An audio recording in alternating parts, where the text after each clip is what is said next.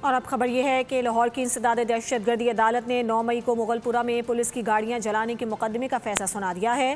شاہ محمود قریشی بری، عمر سرفراز چیمہ، اعجاز چودھری، ڈاکٹر یاسمین راشد کو 10 سال قید کی سزا سنا دی گئی۔ پی ٹی آئی رہنماؤں پر کارکنان کو 9 مئی کو بغاوت اور فسادات پر اکسانے کا الزام۔ لاہور کی انسداد دہشت گردی عدالت نے 9 مئی کو مغل پور میں پولیس کی گاڑی جلانے کے مقدمے کا فیصلہ سنا دیا۔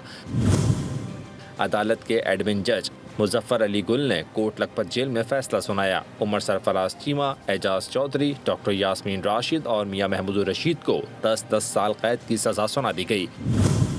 شاہ محمود قریشی کو بری کر دیا گیا۔ مقدمے کے 2 ملزمان الہی بخش اور ارباز زمان اشتہاری ہیں۔